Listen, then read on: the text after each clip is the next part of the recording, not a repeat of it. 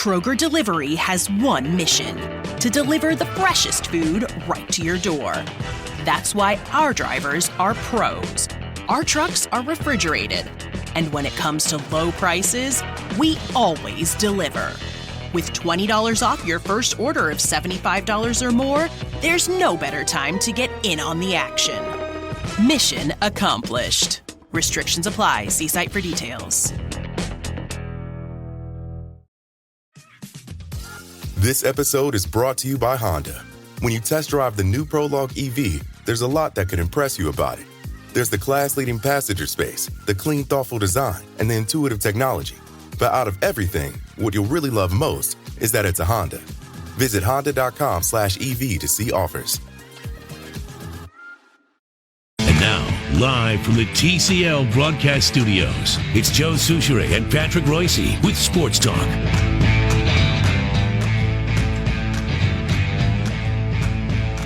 I normally start out by saying, you never complain about summer, never complain about heat because you don't have to shovel heat. But I really have to reconsider that today. You can literally shovel this heat today. It is core of the earth hot out there. About 25 minutes ago when Dave Dahl joined us during GL, I had never heard this term before. Oh. But it's so perfect and specific to today. It's a dirt burner. A dirt burner? I've never heard that before. Help me explain it. Well, it's so hot that you're going to burn the dirt. Okay, because it used to be you could go fry an egg on the sidewalk, but I mean, if you did that right now, I mean, there's. Plus, I like the alliteration of dirt burner. A dirt burner. Yeah. Today it's been. I had a crazy. I almost didn't get here at 1:30. I like to get here at 1:30 to prep. This is what happened? Brian Murphy from the Pioneer Press in for Reusse for the second time today, who allegedly has made it to Wrigley Field after we have confirmed. A marathon choo-choo ride yesterday. We have a mini swimming pool in the back. So apparently today, my wife was off today, so she decided we're going to have a bunch of kids over, friends of both the daughter and the son. Sure. So at about 1 o'clock, everything we had going today came to a head. We had groceries delivered. They showed up at 1 o'clock. Okay. We had 2 moms drop off their kids at 1 o'clock. We had 2 estimators I have coming out to look at my soffits, which, by the way, for those that, do you know what a soffit is? Mm-hmm. It's part of your roof. Mm-hmm. The little venting and aluminum area that constitutes your roof. Well, I've had squirrels and raccoons up there destroying it for the last couple of years. I've kind of jerry-rigged a couple of things to make sure that I've had some screens up there. I've had something to block it. I finally have to go get that fixed, but I had both competing estimators who said they'd show up sometime late morning. Both showed up at 1 o'clock while the groceries are being delivered, while the parents are dropping off their kids, and while I'm there, I'm sweating. I'm in shorts. I got to get over to the studio at some point, right, to start preparing. I've never had a more stressful 5-minute period just before I had to go do something creative before. And what got me going though what works me up about this. Remember a couple of weeks ago, the infamous raccoon. The raccoon that scaled the walls of St. Paul. Yes, the USB building, I think, in downtown St. Paul, and everybody kind of got behind the raccoon, and everybody was rooting for the raccoon, and there was that nice little cute picture. Even though they are the dirty varmint of society. They are vermin. Yes. They are absolute vermin. They will destroy garbage. They will destroy your homes. I'm going to have to replace, about 50 feet of soffit up in my near my attic. Because of a raccoon. Went to town on it and decided that they were going to try to nest up How there. much water damage do you have? Not too bad. It hasn't gotten that bad yet. But it could be bad. And I just That's why you have to do it now. Of course you got to do it now. And I just want people to know that it's, they're all fuzzy and cute until they start destroying your house. These are vermin. Or give you rabies. Well, there's that too. Now help me, because if you said this, I apologize. But you have a tree that hangs over your roof. Is that how this happened? No, I think it scaled your house. No. I mean, we have a couple of tall evergreens in our backyard that they climb. Okay, and I think got up onto the roof because of that. We're not cutting down the evergreens, by the way. They provide shade in the backyard, and they're fantastic. But we live in the city. We live in St. Paul. I mean, we're not expecting to see, wild animals crawling up through our soffits, but that's what we're having to deal with. But have you guys ever been in I mean, this was almost like a sitcom where it was just like people just kept showing up and showing up and showing up, and it was all, they needed your time. They needed 5 minutes of this. They needed 5 minutes of that. They needed, and then, we've been getting groceries delivered, by the way, which I would say is life-saving if you guys haven't looked into doing that. I like the grocery shop though. Or is it that big of a time saver? Yes. Okay. You do it on an app and you basically, check off a box for whatever you want. They bring it to your house. The only, think about grocery shopping. Got to go over there. Got to find a parking spot. I'm just talking your typical Cub or whatever, right? You got to go in there. You roam around in your basket. First of all, there's no impulse buying anymore either, because everybody goes into a grocery store with a list and gets about 10 other things because they're hungry. So you're eliminating that. So you eliminate that. But are you then incurring additional expenses for the delivery? $10. Okay. It's worth it to me. All right. Because there's like 4 steps to grocery shopping: doing the actual shopping, unloading at the checkout counter, bagging it, getting it loaded into your car, driving it home, and then unloading it. And you forgot waiting in the checkout line as well. Waiting in the checkout line, or even in the self-serve line, you're generally waiting. But if you got 50 things, I'm not going to do that. And then people in the self-checkout, you have people that don't know how to operate the self-checkout. Or are emptying a full basket in the self-checkout. But here's the caveat to that, because I won't go after work, and I won't go on the weekends. Because of my schedule, I drop the boys off at daycare. That's when I go at 9 o'clock, 8:30, 9 o'clock in the morning on a Wednesday when there's nobody there. It's the best time to do any shopping, which I know isn't really. A lot of people can't do that because of work schedules. But I won't go on the weekends. No, I'm not dealing with that nonsense. But we've essentially eliminated 4 of the 5 steps, and all we have to do now is just bring them in from our porch and put them away. But do you ever get the wrong thing delivered, or maybe a couple times, or when it's dealing with produce, you don't get to pick out your own things. Somebody's just grabbing a pepper or grabbing some cucumbers. I mean, I'm not saying it's perfect, sure, but as far as a time saver and as far as an annoyance saver, I mean, it is fantastic. But if they show up when there's about 10 other people there too, it's do they give you a window like, hey, we're going to be here between 8 and noon? No, it's not 8. It's not like the cable guy. It's generally within an hour. They'll say between 1 and 2. Okay. Or between 12 and 1. Okay. And of course, they showed up at 1. I'm going to have to try that. 1 o'clock became the witching hour at my house a little bit today. Well, glad to see you made it out alive. I did. I mean, I was glad to at least, get a shower in and just get out of that fiasco. But these were the days you mentioned your kids where you were like, yeah, pool time. And now it's like, as an adult, I just want to sit inside in the air conditioning. And that's all I was doing for most of the day. That's all I was doing for most of the morning. And they're out there. I mean, they're running around. They don't care. Yeah. What is it right now? Is it 97, 98? We have 90. The last hour reported a high of 97 degrees with a heat index of 107. So that's what it feels like. Mm-hmm. It might be hotter now because that was the 2 o'clock hour report because John didn't do a top of the hour at 3. I'm still not going to complain because it was only 2 months ago that we still had snow on the ground. Don't forget that. Don't ever forget that. It's very true. And significant snow that was on the ground. And the other thing to keep in mind is we're working inside, not outside, like some other people. We're not shoveling asphalt.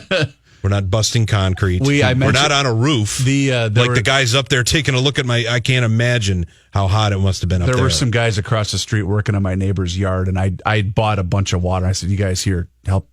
I felt horrible for them that this was what they were having to do today. So I felt guilty. Is it this hot in Chicago? Do we know that? Point. I'm going to look it up. The Twins are in Wrigley, opening up a 3-game series. They start in about 50 minutes, I think, game 1. Yeah, we got 95, baby. We got 95 degrees. Humidity is about 52%. She's a cooker today. And you know what? I was at Wrigley a year ago on a warm day like today. That is not a fun stadium to be at when it's hot. It's cramped. Well, it's cramped, nowhere to hide. But there's also no ventilation. Airflow. Yeah, there's none. Zero. We were sitting in the third deck, actually near Coomdog in the press box, and you just sat there and baked because there was no. And they don't have the nice canopy like you have at Target Field where it gives you a decent amount of shade. There's nothing. There's nowhere to hide us. And this was a day game. Well, think of the bleachers too. Oh, they're going to be extra ripe today. with what is it, 3:30 or 4 o'clock? 4 o'clock, 4:10 start. Oh man! So they're just starting right now. I mean, they're starting to get their load on right now. 95 today, 93 tomorrow, and 88 on Sunday in Chicago. For the boys. Have you heard from Patrick? No, I have not, man. Was he on with the morning? I have not heard from him. He's been tweeting a little bit today. Well, he's tweeted been out at a picture of his view from Wrigley. He's been at the stadium afternoon. for a while because I remember I saw that before GL started today. Yeah. So anyway. All right, well, let's talk a little bit about Wrigley Field. If you guys got some stories, I got a couple stories. I haven't been there as a fan in about 20 years, but I wanted to share something from my last fan experience. This is Brian Murphy in for Patrick Reusse on the ride on 1500.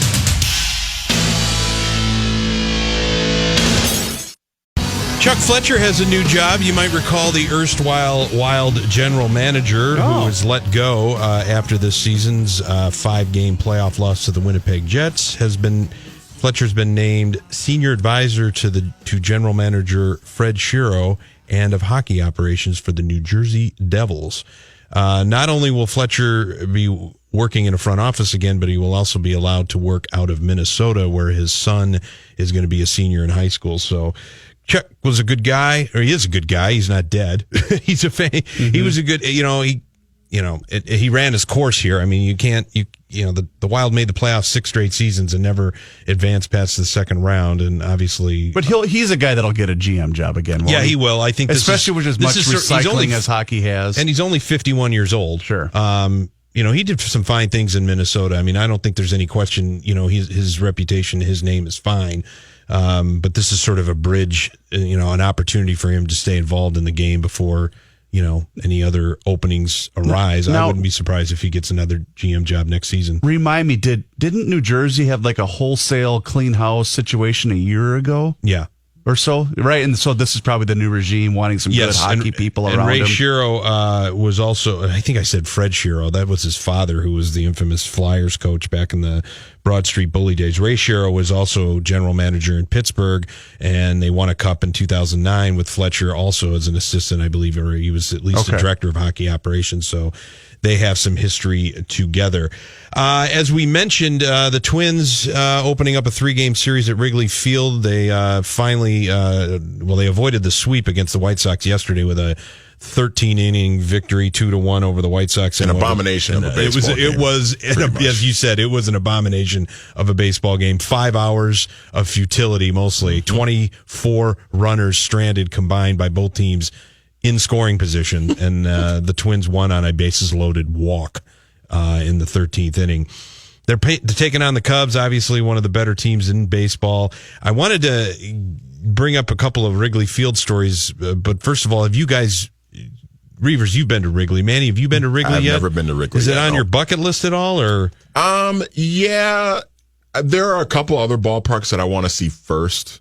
Dodger Stadium is like number one on my list of, which is now the third oldest ballpark behind Fenway and Wrigley. It was built in 62. I suppose, or it opened in 62. Everything else is newer. And Dodger Stadium's fantastic. Yeah, Dodger Stadium's number one. But yeah, I'd like to see Wrigley one day. The first time I went there, I was 14 years old. I went with the fam. We went to Chicago. We took a weekend trip, and I got to go into Wrigley Field and actually got my picture taken with Harry Carey. Oh, I did. Nice. And his big goggle glasses. And his, hey! I think he was sober. I couldn't tell. It was pregame. He was down just kind of wandering through the stands during batting practice, and I happened to be watching batting practice. I said, "Hey, Harry, can you take a picture with me?" And he did. My mom snapped a picture. It was nice. Percent chance he was sober. I'd say 22. Okay. I don't know. 20-ish. I mean, this is 1986, I believe. So this was in his heyday. This was when he was going out into the bleachers shirtless and broadcasting games. And I'm sure he had a cold Budweiser or two before this afternoon. All right, game. since you brought it up, you mentioned Fenway Park, oldest park, Wrigley, 1912, right behind it, Dodger Stadium third. Can either one of you name the fourth? Just off the top of your head. Or did you look this up? No, already? I haven't. Comiskey? The guaranteed financial field, or whatever it's called? Because that's the second. Because that's the second Comiskey Park. Correct, it is. But I'm thinking it opened in 91. So I think I know what it is. And it popped in my head because it is the same ballpark, but I didn't even think about it. It's Anaheim, isn't it? Anaheim Stadium, the Big A, the former Big A. The A isn't there anymore. And I didn't think about it at first because it's been revamped, obviously, completely into a baseball-only stadium. 66, 67? Yeah. Well, the franchise started the same year as the Twins, didn't they? Yeah, but they played in what was L.A.'s Wrigley Field back then. Yeah. Where they used to film that old black and white home run derby. Did you guys ever watch that show? Oh, God, yes. Yeah, they used to film that. That's where that was filmed? That was filmed in Wrigley. It was called Wrigley Field. But in California. Orange County somewhere. Okay. Because I remember watching Angels games there when the Rams were still playing football, because it's the same facility. But it's completely revamped now. Just a dump. Well, they've remodeled it twice. It was originally an open air sort of out in the outfield, and they had the Big A, right? For the Big A with the halo with the scoreboard. And it was constructed a lot like Candlestick Park, wasn't it? Basically how the outfield seats, aligned with the field, basically. And then when the Rams decided to leave the Coliseum in the late 70s, they enclosed it. And it became more of an oblong or sort of an oval type stadium, and it wasn't as pleasant. Where's the Oakland Coliseum on that list? Oh, that's a good point. Because that place is falling apart. That's got to be about mid-60s as well. Got to be up there too, yeah. All right, well, here's number 10. This is according to Parade Magazine. What year is? This is old. I'm sorry. This is from 2013, but it still might be fine. Number 10 was Arlington Park, where the Rangers play. Number 9, Camden Yards, Oriole Park, Camden Yards. U.S. Cellular Field, now known as Guaranteed Rate Field, is number 8 on this list. Number 7, Tropicana Field, that dump down in Tampa Bay. Number 6, just wait while we play this ad. We're going to skip this ad. Kauffman Stadium in Kansas City. Early 70s? Yeah, which was built way ahead of its time. Yes, that's a great ballpark. It still is, yeah, absolutely. Once they got rid of the artificial turf. Number 5, Oakland Alameda County Coliseum, otherwise known as Oco Coliseum. Probably at the time of that, because that's been named a bunch of different things over the years. Number 4, as we mentioned, Anaheim Stadium, and then number 3, Dodger Stadium. Number 2, Wrigley Field, and number 1, Fenway Park. I'm not a Fenway guy, by the way. I haven't been there yet. I need to get there. Fenway's a dump. Yeah, I heard that. I mean, it's just the seats are cramped. It's wedged into a neighborhood. I went right after Target Field had opened. My wife was running the marathon, so April of 2010. And literally Target Field had just opened the week before, so I was a little bit jaded, but I'm 6'4". Mm-hmm. I literally could not sit down comfortably because my knees were hitting the seat in front of me. I had a great seat. I was in the first row because it was a terrible day, and they were playing the Rays, and the Red Sox were not having a good start to the season, so I got a cheap ticket for basically nothing. This is Patriots Day? Was this the 11 a.m. game? No, this was the day after that. Okay. This was the day after that, which was also a day game. And because Patriots Day, they always get a great crowd. True. And I guess you wouldn't want to abandon your wife on the marathon. That would have not gone well for me. But I did not like it. The concourses were a mess. The floor is uneven. I mean, you do have to go just for the bucket list, I guess. Yeah. I'll never go back unless I take my kids. What about the scene around the Fenway compared to Wrigley? I mean, Wrigley's way better. I mean, it's obviously wedged into a cool neighborhood. The ambiance around Wrigley is 10 times better than it is around Boston. Around Fenway, I was there in the mid-'90s, I'm going to say, and there was a bar that was akin to the CC Club, really close to the park. Is this Murphy's? Wrigley or Fenway? I don't know what it was, but it was semi-dive. They had the best jukebox I've ever heard. We spent the whole day in there. Was it Murphy's right across from the center field bleachers? Could be. We just spent the whole day in there getting plowed. I don't remember the name. Old style? Yeah. The last time I was there, I covered, I was there a few years, well, probably more than that, about 15 years ago, the Twins' first interleague series there I covered, which was fun, but it was, your open press box is kind of soulless and all that. Yeah. The first time I'll get back to this after our news updates and what I'll tell my famous and most egregious Wrigley Field story on a day. It was a day similar to this, boiling hot. This is Murphy in for Reusse on the ride on 1500 ESPN. And now we're going to head out east and get the Your Money Now report, courtesy of our friends down in Owatonna, Minnesota at Federated Insurance. Here is Bruce Vail from the Wall Street Journal with Your Money Now. Well, stocks did close higher to end the week, though most of the early gains faded away right before the closing bell, and it was a losing week overall for the market. Today, the Dow Jones Industrial Average gained 55 points, closing at 24,271. The NASDAQ Composite rose 6 points, and the S&P 500 gained just 2, and all three indexes lost ground for the week.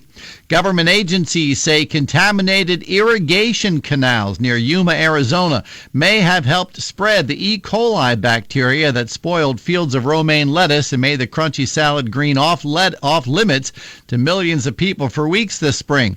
The outbreak of E. coli killed 5 people and sickened at least 210 in 36 states. The NFL fined former Carolina Panthers owner Jerry Richardson $2.75 million following its investigation into sexual and racial misconduct in the workplace. The league said its investigation substantiated the allegations against Richardson, that the improper conduct was limited to him, and that the team and its ownership failed to report the allegations or any resolution agreements to the league. I'm Bruce Vail with your Money Now on 1500 ESPN. Bruce, you have a nice weekend. We'll talk again next week. And let's check some traffic now. This one's sponsored by Jersey Mike Subs. We'll go over to the St. Lee side where northbound 35E already a porker, probably the worst drive in town right now, 494 into downtown St. Paul, 18 minutes. However, the southbound side, almost tolerable, downtown St. Paul to 494, 12 or less. That's not too bad. And for some reason, eastbound 36 all stacked up through Roseville, a 12-minute drive W over to E. The sub-above difference is substantial. After all, the Giant got its name for a reason. It ain't little. Jersey Mike's. 3:30 on this steamy Friday. John Height's in with a sports update. Thank you, Murph. Sunny, 98 degrees. Our heat index is 107 degrees. Twins moving to the north side of Chicago now to play a weekend series against the Cubs. Jose Barrios pitches for the Twins this afternoon. Lefty Mike Montgomery goes for the Cubs. Game starts in about half hour or so, 4:05. Your Twins lineup: Mauer, Escobar, Rosario, Dozier, Grossman, Kepler, Garver, Adrianza, and Barrios, of course, bats because it's a National League ballpark. Twins did make some roster moves today, too. Taylor Motter, if you saw yesterday's game, ran into the fence. He's been put on the 7-day disabled list with concussion-like symptoms. His place on the roster will be taken by catcher infielder Williams Astudillo. Almost blew it. He's hitting .290 with 7 home runs, 25 RBIs at Rochester to make room on the 40-man. Twins designated righty Felix Jorge for release for me and Reusse were just talking about him the other day. He was Williams? A sports person of the day. Yeah, and I said to Pat that they might as well call him up at some point, and sure enough, there you go. I remember Pat talking about him during spring training. He liked him. He was a fan, he said. He likes to put the ball in play, which is a rarity these days. He doesn't walk or strike out. News notes from today: about 100 people rallied today outside General Dynamics' Bloomington office to protest the separation of immigrant children from their parents who illegally crossed into the U.S. Although the protest was mostly peaceful, Bloomington police said 10 people were arrested. Protesters said they targeted General Dynamics as one of the companies nationwide that have contracted with the federal government to help implement its zero-tolerance policy meant to stop immigrants from illegally crossing the country's southern border. Protesters noted the company was advertising to hire people who could help track children taken by Immigration and Customs Enforcement Agency. Minnesota Department of Natural Resources plan to save an algae-plagued lake near St. Cloud has drawn both optimism and opposition. Is this the bog? No, this was Little Rock Lake. Oh. The agency plans to drop Little Rock Lake's level by 3 feet over 3 days. On August 1st, the gates of the Sartell Dam will be opened downstream on the Mississippi River. Volunteers will plant in the hundreds of feet of mud beds uncovered in the shallower parts of the lake once levels drop. Supporters of the drawdown say farmers in the watershed have made strides in controlling pollution.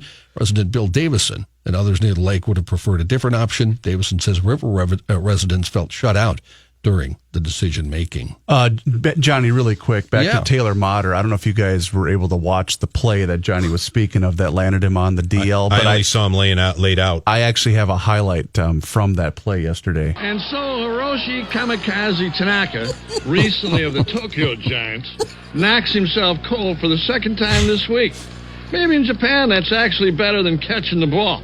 Personally, I think he's just trying to get out of the lineup. Harry Doyle? He hit that thing at full speed trying to catch and he hit the post with his arm extended trying to catch the ball. It's not padded there. It's a full chain link fence there. Oh, man, did he smoke that thing. Hiroshi Kamikaze Tanaka. I knew you'd enjoy that, man. You're welcome. That's great. A driver traveling through southeastern Minnesota, not very smart. According to the Minnesota Department of Transportation, the individual drove 1,000 plus feet through fresh concrete. Oh, no! And it looks like he kept his foot on the throttle, Yeah, too. just kept going. All the tire marks looked like Kenny said. He just kept on going. The driver did get a ticket, according to MnDOT. MnDOT wrote in the tweet, "This is why work zones are blocked with barricades, signs, cones, etc. Don't make this costly mistake. Never go around construction signs or move cones to enter the work zone." That's kinda not good hard for to- the... Go ahead. I was going to say, it's kind of hard to avoid them everywhere now in the metro area. But That's got to be awful for the undercarriage. Yeah, I would think a little messy for sure. Yeah. So I don't know, Murph, if you heard this earlier, but I tweeted this out. I discovered Kenny's list that he has in his traffic department of the names he likes to call people when they're being dummies behind the wheel. Oh, he does have a checklist. Oh, it's so fantastic. What would you call a guy that drives through fresh concrete then, A Kenny? cement head. See, that's why he's a pro. The Three Stooges are on every morning before I go That's to where work. it came from. And Mo Howard has always been a big inspiration to me because he's such a mean bastard. And one day I just Googled Mo Howard insults and I got 3 pages of insults. Oh my God, So that's brilliant. I printed them all out and hung them up. Yeah. perfect for drivers. Mo Howard and Don Rickles, my 2 Oh, heroes. Rickles was fantastic. Wasn't he? He was the best. What was the guy this morning that was skipping across 169? I think he was pretty lit up. We had 2 drunk guys this morning. On feet? Yeah. The first guy was 6 a.m. and he was 94 and Century. All he had on was a pair of shorts, and oh my goodness, was he loaded. He was down on all fours a couple of times throwing up.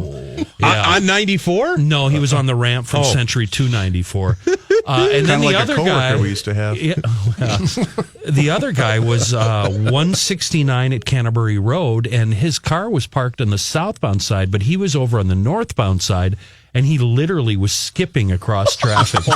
like Skip to My Lou skipping, you know? How was he not hit? I don't know, but then the locals showed up and had a long talk with him. Wow, man. Who skips across the road? After abandoning your car, at least the other guy had a purpose. He Well, was just... boys, Who skips? you can't drink all day if you don't start in the morning. President Trump said he's not likely to ask his next Supreme Court nominee how he or she would vote on the landmark case Roe v. Wade, which legalized abortion in the U.S. In an interview that'll air Sunday, Fox Business Network's Maria Bartiromo asked the president, "Are you going to ask your nominee beforehand how they might vote on Roe v. Wade?" The president responded with, "That's a big one, and probably not. They're all saying, don't do that, you shouldn't do that, but I am putting conservative people on the court.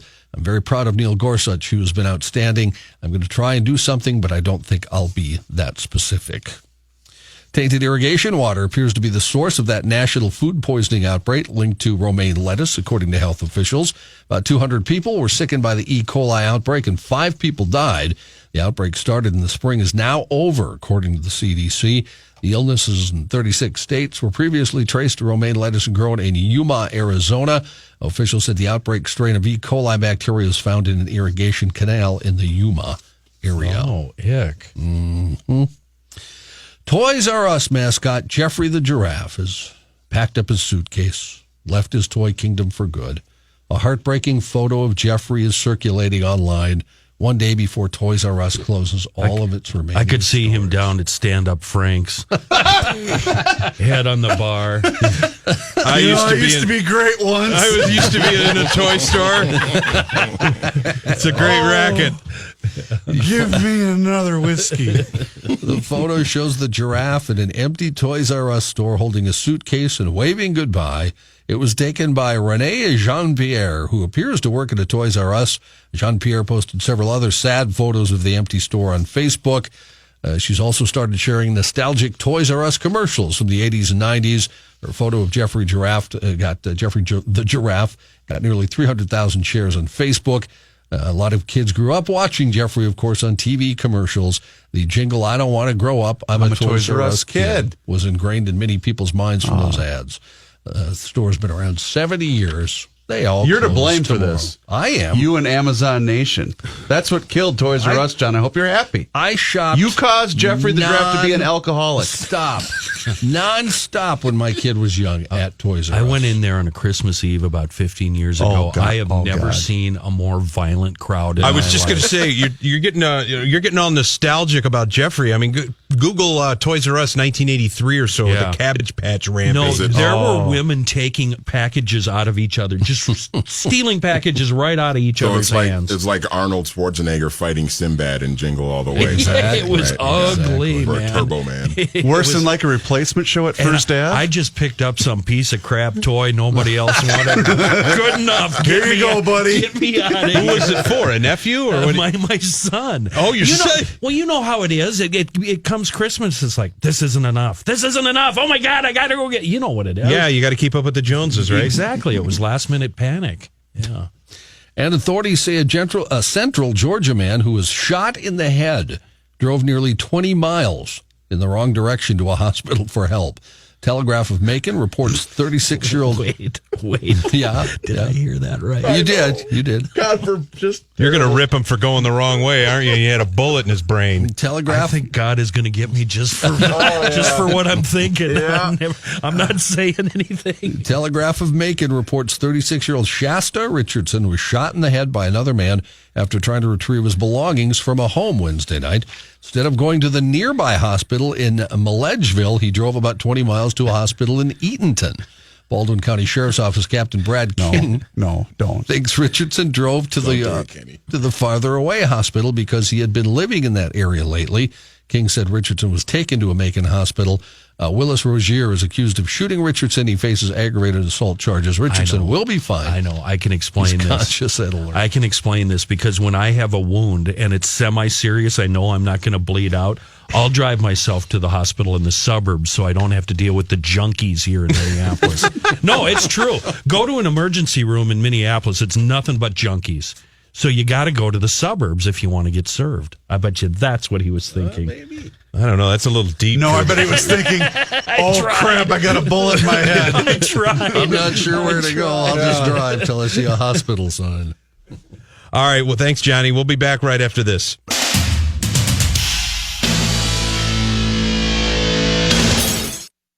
I have a follow-up. You guys remember Patricia Isidore? She's the woman we talked about yesterday who drove down the highway with her boyfriend. Oh, on the hood. Yeah. A Mercedes, too, wasn't it? Yep. Since then, she has talked with 7 News, the local news outlet there, to share her side of the story after she was arrested and bonded out of jail. She said it all started when the ex-boyfriend didn't want to leave their Lauderdale home to pick up her daughter on Sunday. She said, I had to go get my child. I wasn't going to deal with any foolishness. That's when Isidore says she took off with her ex-boyfriend clinging to the front of the car. She said he had plenty of time to get off the car. He didn't want to stop. Yeah. She filmed everything. It's his fault. I knew it was his fault. Well, yeah. Leave her alone. She's just trying to go get her kid. She filmed everything from inside the vehicle as the dangerous stunt unfolded in the southbound lanes of I-95. Isidore said she had no choice but to hit the gas after feeling threatened. He was threatening me, so I was scared, so of course I wasn't going to stop and let him get in the car. According to Isidore, they had a rocky relationship. She was actively trying to file a restraining order against him, but police say they're not sure about that because the two still live together. She said, he is crazy. He won't leave me alone. We actually broke up 8 months ago. She said she tried to get him off by stopping at Ives Dairy Road. She said, when I was on 95, I thought, hey, this is crazy. I actually pulled over and tried to stop the car, but he still wouldn't get off. Yeah, it's his fault. Wait, I thought he was terrified, right? And waiting to get off. That's totally his fault. That's what the video appered to show. She's innocent. Well, I love the fact that, too, she's going, 70 miles an hour on the freeway, filming him on the hood. Here's the best part of the story. It's hard to defend that. I can't think of anything. Here's the best part of the story, which we did not know yesterday. Eventually, the ex-boyfriend did give up and got inside the vehicle with her. Wow. At that point, though, police stopped the car and arrested her because the fellow who was videotaping. You know what we should have as a new barometer of stories in this show, Kenny? Would this qualify as an episode of the Trailer Park Boys? Because this definitely would totally. be. Yeah, this would almost be a whole series, I would think. Absolutely. Now, was he dad? Did you mention that part? I'm A sorry. dad? I don't know. Dad of the kid that she was trying to pick up. Oh, baby No daddy. idea. Okay. No idea. I'm surprised she didn't do the move where she gets up to about 30 or so and then just hammers the brake. Yeah. And he Hoping goes flying goes off. Flying over the off, top. yeah, and out into the intersection and run over by a Mack truck. People lighting off fireworks and pointing them at each other. Yes, that's the fun of 4th of July. This is America. That's what a fireworks fight is, and now one is scheduled Yes. at Spring Lake Park in South Omaha, Nebraska. Janet Bonet. Come on, you've never had one? No. This is the cockfighting of fireworks? Pretty much. Roman candles. Roman candles, Oh, yeah. my goodness, it's so fun. Janet Bonet said on Facebook, I got an invite to come to a fireworks fight, and I thought, what? Yeah. More than 1,000 people said they plan to attend or are interested in the event. Bonet, a lifelong resident, was so concerned she contacted the police and her councilman, Vinny Palermo. She should have just let it go. This is natural selection. The organizer is 15-year-old Junior Sanchez. He said he saw it in Chicago. Do-gooder. He saw it in Chicago, and he thought Omaha should have a fireworks fight. He told the local TV station Chicago had one last year. Why not have Omaha have one? It would be the first and biggest fight. He said it's all for fun, and yeah, he admits people might get hurt. Do people take bets on this stuff too? We first started doing this. It wouldn't be American if they didn't. We had this dirt bike compound in Wisconsin, and we'd go out in the dark at night in the woods. And when you're hiding behind a tree, and one of these things will go by you, a Roman candle, whatever they're called, bullet, whatever, and it'll bounce off a tree and then come right back at you. It is so intense. It's a lot of fun. Omaha City Prosecutor Matt Kuzi. Yeah, pretty stupid, yeah. Murph, we know. I'm not judging. No, you can go ahead and judge. It's a judgeable offense. We work with him every day, Murph. We're used to it. Matt Kuzi is the Omaha City Prosecutor. He said, remember, if you shoot someone with a Roman candle in the arm or face and they get a burn or a welt, we will consider that assault. Oh, please. The 15-year-old said his parents know about the plans and they aren't real happy. I actually have audio of me, Kenny, and our families at these parties. I've got to figure out a way to sell more fireworks. You need stuff to explode. Go boom. Why is that good? Why is sunset good? Why are boobs good? So you're going to tell me that you don't have no black cats, no Roman candles, or screaming mimes? No. Oh, come on, man. You don't got no lady fingers, buzz buttles, snicker bombs, church burners, finger blasters, gut busters, zippity doo-dahs, or crap flappers? No, I don't. You're going to stand there owning a fireworks stand and tell me you don't have no whistling bungholes, no spleen splitters, whisker biscuits, honky lighters, Husker do's, Husker don'ts, cherry bombs, nipsy daisers, with or without the scooter stick, or one single whistling kitty chaser? No, because snakes and sparklers are the only ones I like. Well, that might be your problem. It's not what you like. It's the consumer. God bless Is that Joe Dirt? Yeah. God bless Joe Dirt. You need stuff that go boom. A story Patrick should be here for. He loves. He's an Alabama woman who suffered months of unexplained medical problems, finally has relief after doctors removed a 50-pound ovarian cyst. Oh, my goodness. 30-year-old Kyla Ron Did she name it? of Montgomery said she suffered months of problems, including pain and weight gain. Medical professionals would just tell her she'd feel better if she'd lose some weight. Yeah. She said, I'd been trying to lose weight, but I was gaining weight instead. Ron said her issues got so out of control, people would often ask her if she was pregnant. She said, I legit looked like I was a solid 9 months pregnant. We went to dinner and someone asked me if I was having twins. It was frustrating and rough. At one point in May, Mom took her to the Jackson Hospital emergency room where a series of tests revealed a massive cyst on her ovary. Wow. Dr. Gregory Jones, the OB-GYN at Jackson Hospital, who was in the operating room, said the tumor, an instance of mucinous cristoadenoma, was benign. He said he was shocked by the size of the growth. He said, this is one of the largest I've ever seen and certainly removed. We're very excited things went very well. One of the largest he's ever seen? There is a chance there was a larger one. You should be able to keep those things, don't you think? Bring them home, put them on the mantle. There was a picture of a nurse holding it, and it looked like a big turkey? The biggest watermelon you could buy at the store. That's what it looked like. Seedless? Oh, lovely. Perfect. On that note. Okay, then. Let's wrap her up. On that note, thanks, Johnny, for all you do. You bet, Murph. All right.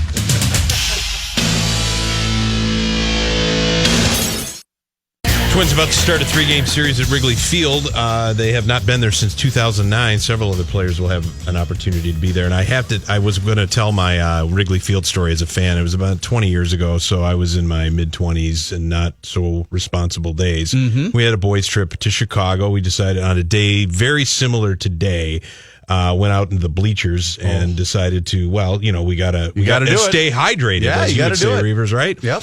So we kept you getting have a job to do. We kept getting these 4-packs of Old Style, right? They would come in the little plastic carriers and all that. Yep. Well, by the time you got back to the bleachers, they were already boiling. There was no point in even drinking it because it was all warm beer. So we made the executive decision just to preserve a cold drink to get frosted margaritas. And you can imagine over the course of a 9-inning, 2.5 to 3 hour game how that went. We ended up walking back to my friend's apartment in Wrigleyville, and we didn't go out that night. In fact, we didn't do anything that night. We all laid out, passed out, and got up the next day, and we had to fly home. We actually drank ourselves out of a night out of the town in Chicago. So if you're ever in the Wrigley Field bleachers, just stick to the warm Old Style. Don't ever pivot to margaritas because you're in for a quick night. And the thing is, you had no idea at the time. They tasted fantastic. And a nice hot day. Oh yeah. No, there's no effect whatsoever until later on you went into a coma. So. We'll be back with the next hour here. This is Murphy in on the ride, in for Reusse on the ride here on 1500 ESPN.